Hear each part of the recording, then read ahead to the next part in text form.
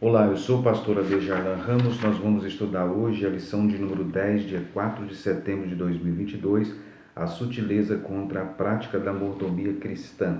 Esse é o tema da nossa lição de hoje, dando continuidade sobre o estudo, dos ataques contra a Igreja de Cristo.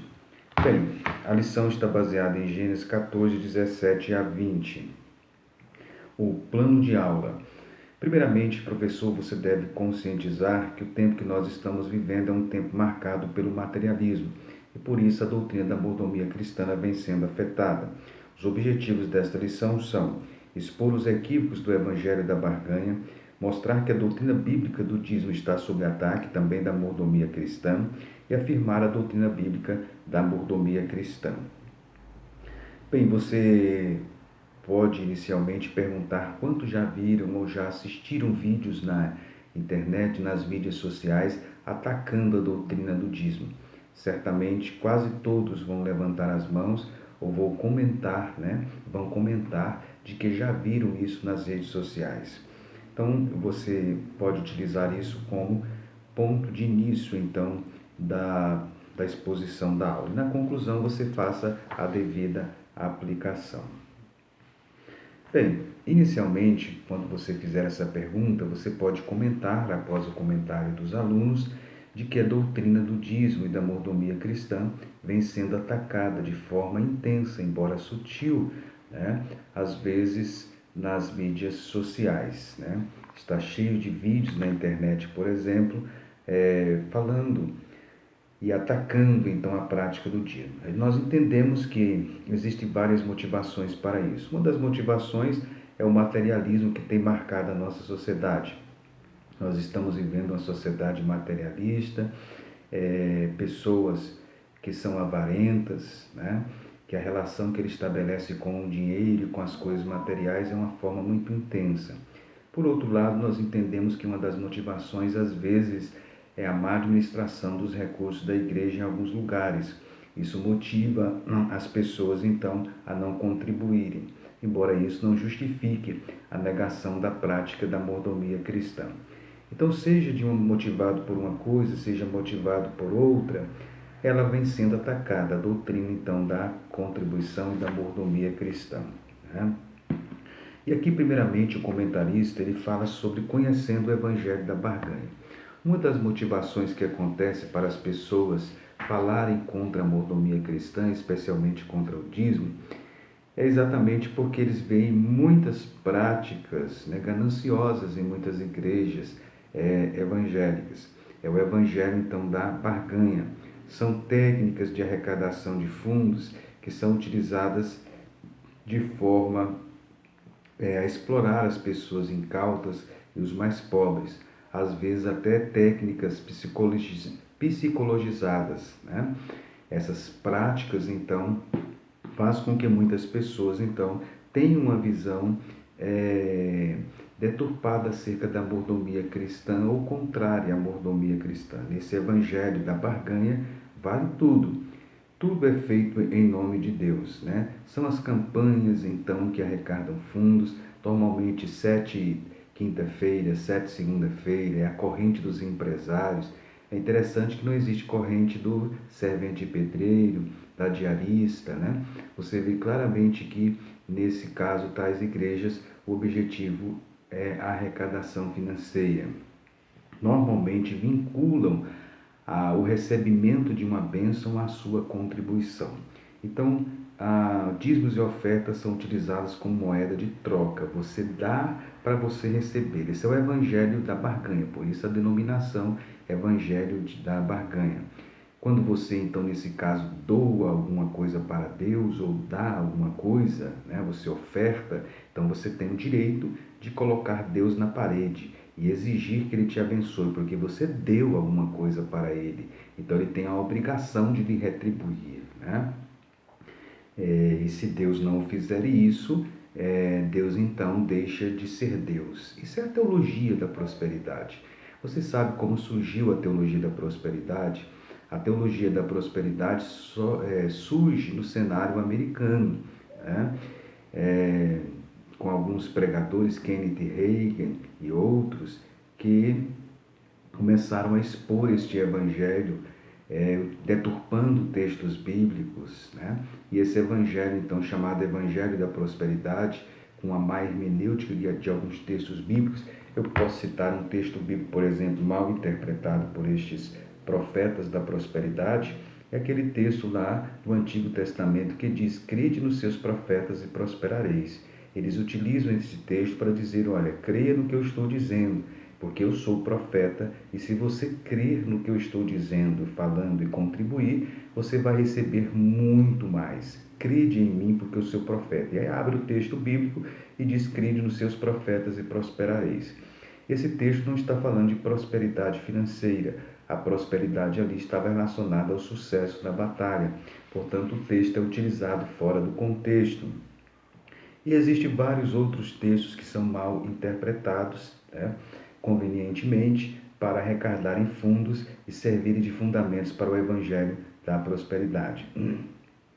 Bem, esse é o evangelho, então, da prosperidade, o evangelho da barganha, que está em foco em muitas igrejas evangélicas.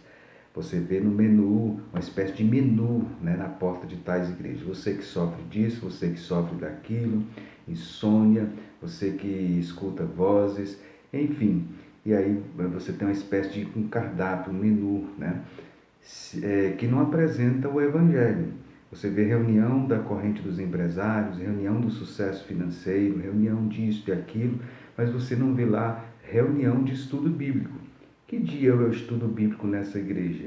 Que dia vocês se reúnem para estudar a Bíblia? Então, tais igrejas você vê claramente embaladas no materialismo, na conveniência, né, e no utilitarismo. É a religião utilitária. O segundo lugar, dízimos e ofertas como práticas legalistas. O Evangelho da Prosperidade, ele utiliza dízimos e ofertas como moeda de troca e utiliza dízimos e ofertas também como práticas legalistas. Ou seja, nesse caso, a pessoa torna-se merecedora da salvação porque ela contribui, né? Isso é o Evangelho, então, legalista. É o evangelho em que a pessoa faz alguma coisa para ser digno de receber então algo, neste caso a salvação. Segundo a Bíblia, a salvação é uma dádiva de Cristo através da sua morte expiatória na cruz do Calvário. Então, em primeiro lugar, você deve explorar aqui, caro professor, sobre o evangelho da barganha. Muitas pessoas atacam as contribuições nas igrejas exatamente porque eles foram explorados numa igreja que tem o evangelho da barganha. Eles já se decepcionaram em uma igreja que tinha o evangelho da barganha e eles então passam a ser pessoas que militam então contra o dízimo e oferta em tais igrejas. Normalmente são pessoas decepcionadas nessa questão, que contrariam, né, de forma intensa, combatem de forma intensa a prática da mordomia cristã nas igrejas. Em segundo lugar, nós vamos observar a doutrina bíblica do dízimo sobre ataque. Quais são os principais argumentos que as pessoas utilizam para não contribuir? Um dos primeiros argumentos que eles utilizam é que a prática do dízimo ela estava restrita ao Antigo Testamento. Era uma prática, portanto, da lei. E se era uma prática da lei, portanto, ela não tem vigência no Novo Testamento, né? Esse é um dos argumentos, então, utilizados. Nesse caso também, eles acham que o dízimo é uma contribuição voluntária. Nos dias de hoje, então você contribui com quanto você quer, de forma voluntária, não existe então o dízimo então conforme estabelecido no Antigo Testamento. Bem, vamos considerar então este ponto. Primeiramente, nós temos que considerar, né, que a palavra dízimo está relacionada à 10ª parte da produção da propriedade para o sustento do sacerdote ou de outros objetivos religiosos. A prática do dízimo ela vem de muitas nações antigas, né? Nós temos exemplos seculares, o Egito, os babilônios, enfim, tanto político, que envolvia tributos, impostos, quanto religioso relacionado às ofertas, fazia parte das práticas de muitas nações do mundo antigo. A nação de Israel utilizou essa prática no sentido religioso, né? Conforme estabelecido por Deus. Bem, quando nós estudamos a doutrina bíblica do dízimo no Antigo Testamento, nós observamos alguns períodos em que o dízimo esteve presente. Então, primeiramente, nós temos o período pré-mosaico. Por período pré-mosaico, nós estamos nos referindo ao período antes de Moisés. Nós temos duas referências no Antigo Testamento à prática do dízimo no período pré-mosaico. Uma é Gênesis 14, 18 a 20 e outra é Gênesis 28, 22. Um está relacionado a Abraão, que deu o dízimo a Melquisedeque. Quando ele voltou de uma guerra com os despojos, ele reconhecendo a superioridade de Melquisedeque, ele então lhe dá o dízimo. Essa prática é citada no Novo Testamento, né?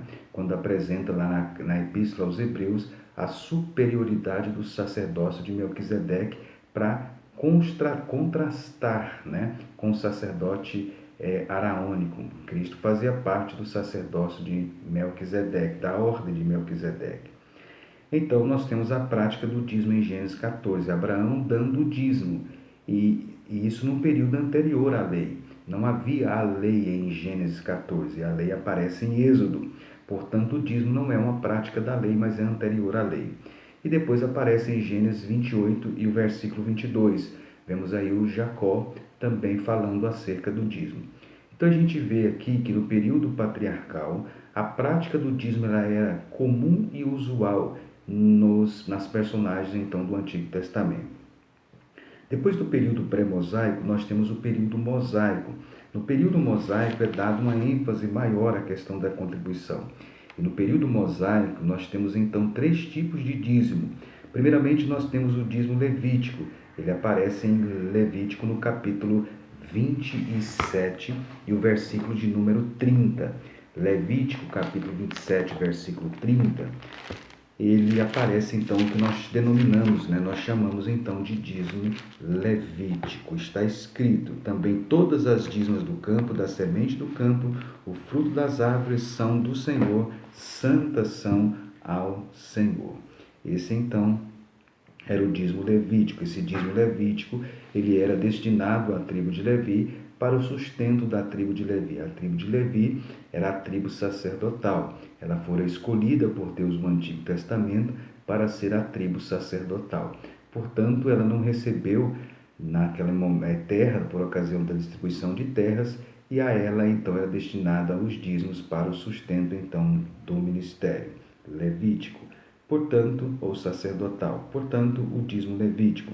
Depois nós temos um outro dízimo, que é o dízimo por convocação. O dízimo por convocação, ele aparece em Deuteronômio, capítulo 14, versículo 28 e 29.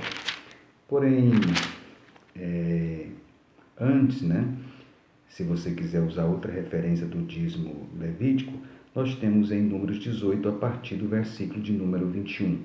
Números 18, 21 e Levítico 27, 30 é onde fala então do dízimo levítico. Deuteronômio 14, versículo 22, nós temos o chamado dízimo por convocação.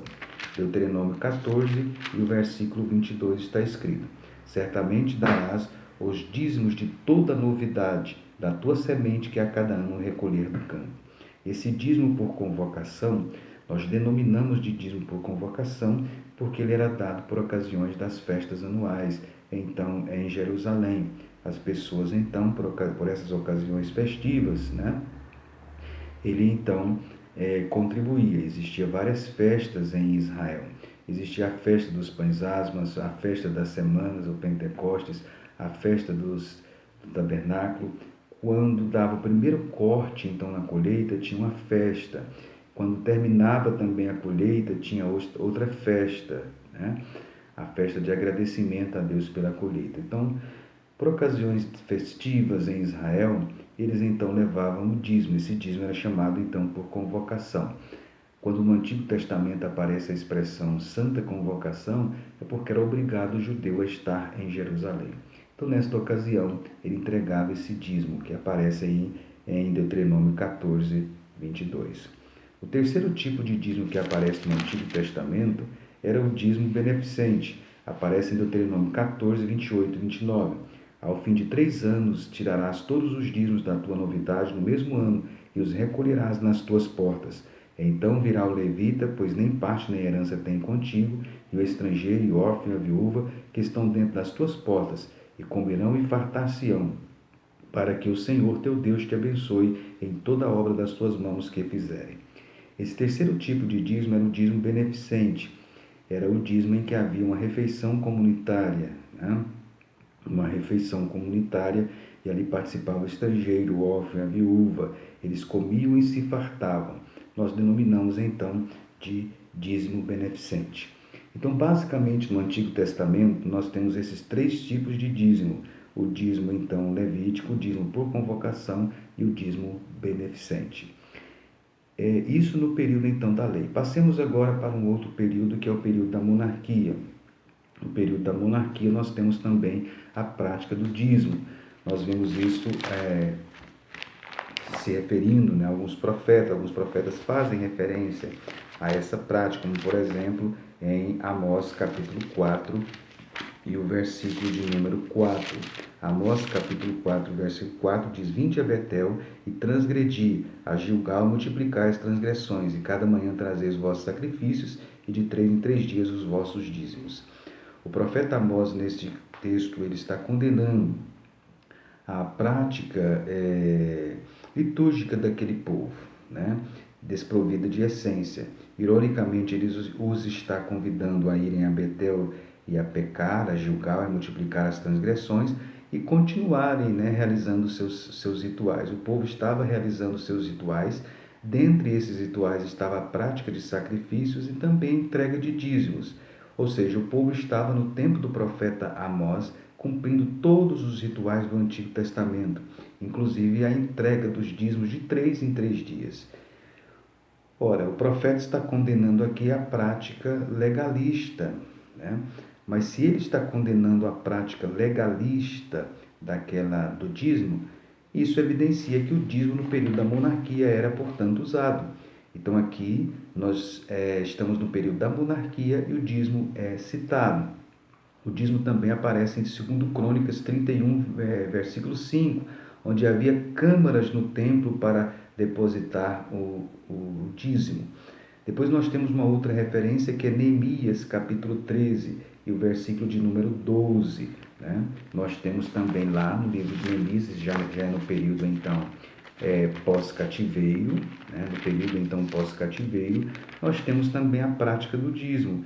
Neemias 13, versículo 12 diz: e os tesoureiros pôs sobre os celeiros as selemias, e aí ele cita o nome dessas pessoas, e no final o texto diz: se lhe encarregou a eles a distribuição para seus irmãos. Né? No versículo dos versículos seguintes, né, fala então sobre a entrega do dízimo e da contribuição. No versículo 12 diz claramente: então todo Judá trouxe os dízimos do grão, do mosto e do azeite aos celeiros. Neemias 13, versículo 12. Nós temos então a prática do dízimo. Em Neemias também, capítulo 10 e o versículo 37 diz assim: e que as primícias da nossa massa, as nossas ofertas alçadas e o fruto de toda a árvore, o mosto e o azeite, traríamos ao sacerdote as câmaras da casa do nosso Deus e os dízimos da nossa terra aos levitas, e que os levitas pagariam os dízimos em todas as cidades da nossa lavoura. Os levitas pagando o dízimo aqui em Neemias, capítulo 10, versículo de número 37. No tempo do profeta Malaquias, que foi 100 anos aproximadamente depois do retorno do povo, o povo entrou em um período de decadência espiritual. Isso afetou os sacerdotes que estavam descompromissados, né, achando a prática do ministério muito cansativa. Estavam levando qualquer animal para os sacrifícios, estavam cansados de todos aqueles rituais. E essa prática dos sacerdotes, esse descaso dos sacerdotes pelo ministério sacerdotal, isso alcançou também o povo, os leigos, a ponto deles reterem o dízimo. É dentro desse contexto que Deus fala através do profeta Malaquias, em Malaquias 3,10, trazei todos os dízimos à casa do tesouro.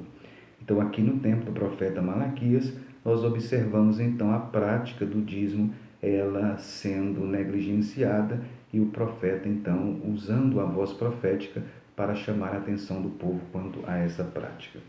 Bem, essas são referências. Nós temos referências também, né, em Ezequiel 45:13, de maneira profética, Ezequiel 44:30, acerca do dízimo.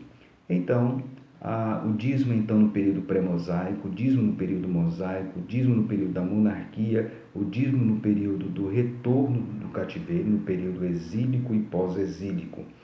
Aí está a doutrina então do dízimo no Antigo Testamento. Bem, uma das críticas que as pessoas fazem é que o dízimo não está presente no Novo Testamento. Nós temos que admitir que o dízimo não está muito citado no Novo Testamento, mas o suposto argumento do silêncio é um elemento em favor do dízimo. Se não está muito citado no Novo Testamento, certamente porque era uma prática, então, comum e usual, então, entre os cristãos do Novo Testamento. É interessante que no período do Novo Testamento, algumas práticas judaicas elas continuaram porque era um período de transição. O voto aparece em Atos 21:20, a circuncisão, o sábado, as dietas, né?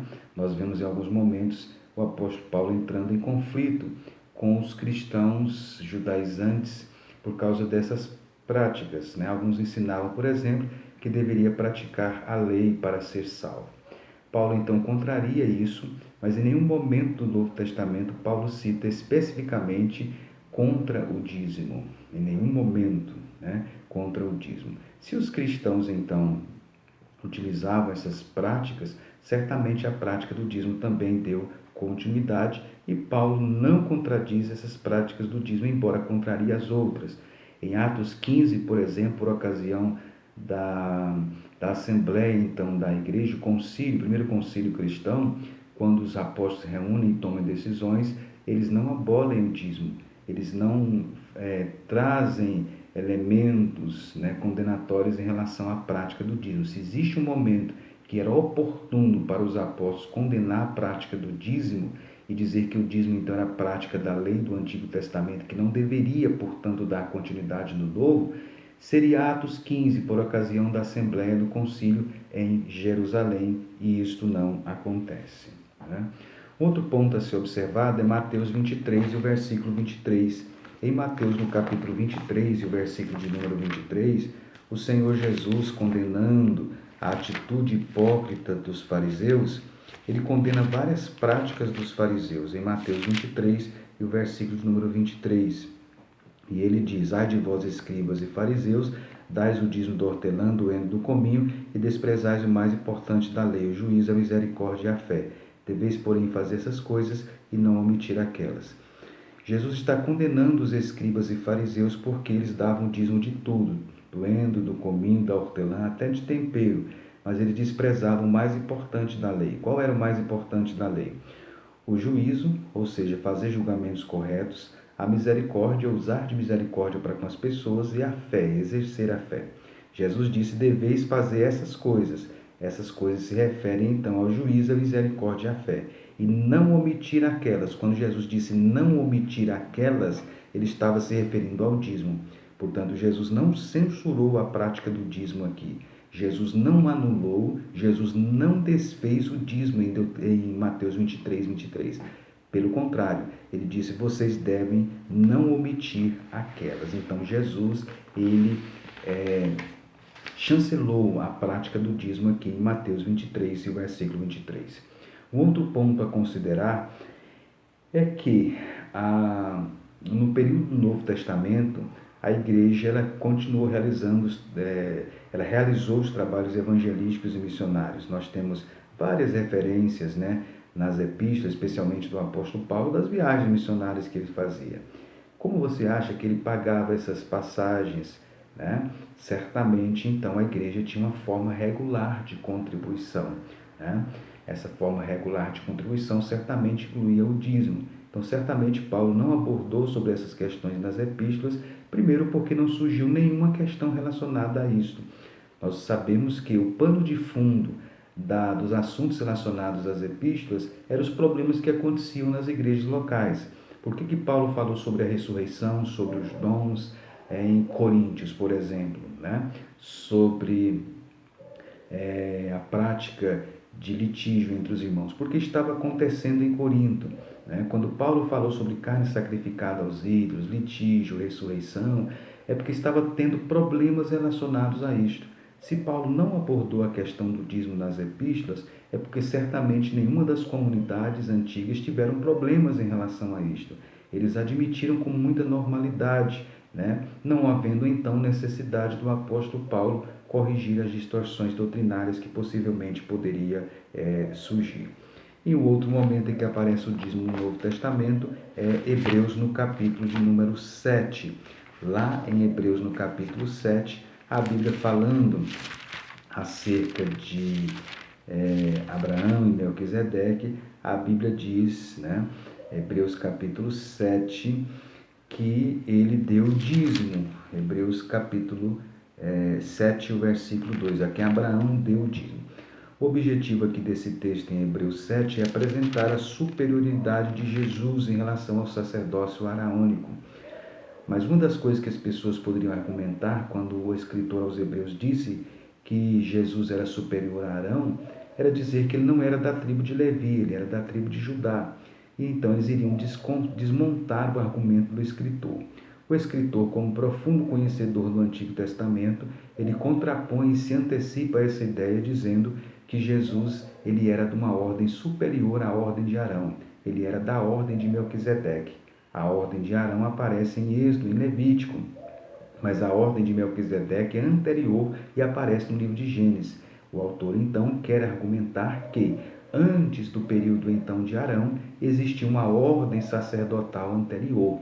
E essa ordem sacerdotal anterior foi a ordem de Melquisedeque. E Melquisedeque aparece como uma personagem misteriosa lá em Gênesis. Sem pai, sem mãe, sem genealogia. Sem pai, sem mãe, sem genealogia, certamente quer dizer que não foi registrado. É discutível se Melquisedeque seria o Cristo pré-encarnado, nós não vamos entrar no mérito desta questão. O que nós podemos dizer é que Abraão reconheceu a superioridade de Melquisedeque pelo fato dele ter dado o dízimo a Melquisedeque. Ele era rei de Salém e sacerdote de Salém, a antiga Jerusalém. Se Abraão então reconheceu a sua superioridade, ele era então superior a Abraão. O que o escritor aos Hebreus está dizendo aí em Hebreus 7 é que Jesus é dessa ordem superior. E era tão superior que o grande Abraão, a grande personagem do judaísmo, Abraão, reconheceu a superioridade de Melquisedeque. Então esse é o objetivo do escritor aos Hebreus a fazer a citação dessa prática então do Antigo Testamento de dar o dízimo. É fundamentar a superioridade do sacrifício de Cristo em relação ao sacrifício de Arão. É dentro desse contexto que ele utiliza a expressão, versículo 8, Hebreus 7, 8. Aqui certamente tomam dízimo homens que morrem. Ele disse que aqui recebia dízimo homens que morriam. Quando ele disse isto, ele disse no ano 67, 69 depois de Cristo, quando a epístola aos Hebreus foi escrita. Se ele disse aqui recebem dízimos homens que morrem, isso mostra que no ano 67, no ano 69, havia a prática então do dízimo. E se o dízimo então era para ser abolido no Novo Testamento, então em Hebreus 7 seria um momento muito oportuno para o escritor aos Hebreus então apresentar esta abolição, dizendo que o dízimo não era necessário mais no Novo Testamento. Portanto, aqui nós temos então a doutrina do dízimo no Antigo e no Novo Testamento. A doutrina do dízimo ela faz parte da doutrina da mordomia cristã. Uma das bases da mordomia cristã é Salmo 24:1. Do Senhor é a terra, a sua plenitude, o mundo e todos que nele habitam. O que é a mordomia cristã? É o ensino bíblico presente em vários textos bíblicos que apresentam Deus como Criador e Senhor de todas as coisas, portanto, o dono de todas as coisas. E nós, como mordomos ou administradores daquilo que Ele tem nos dado. Se nós somos, portanto, administradores, devemos então administrar bem o que Deus tem nos dado. Aqui entra a mordomia da alma, do corpo, a mordomia do espírito, aqui entra a mordomia então das finanças. É dentro desse contexto que entra então a mordomia do dízimo. Portanto, Deus como Criador e como provedor, é isso que é falado então na terceira parte, a doutrina bíblica da mordomia cristã. Caro professor, Nós vamos ficar por aqui, para o nosso vídeo não ficar muito extenso. Nessa terceira parte, você pode então fundamentar a doutrina da mordomia cristã. As bases da mordomia cristã é o fato de que Deus é o Criador, o sustentador, o provedor de todas as coisas e nós somos meramente mordomos administradores. A gente vê isso em vários textos bíblicos e também nos ensinos através das parábolas de Jesus. Esta é a lição de número 10, a sutileza contra a prática da mordomia cristã. Que Deus o abençoe. Certamente alguns cristãos vai ser um prato cheio para alguns então falarem das más administrações das igrejas que acontecem por aí, mas isto não é o justificativo para não dar a doutrina bíblica da contribuição.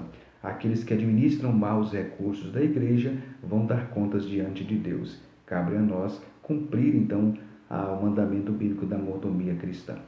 Que Deus o abençoe, se inscreva aqui em nosso canal, compartilhe esse vídeo e deixe aí o seu comentário, né? Para que nós possamos ter um retorno, né?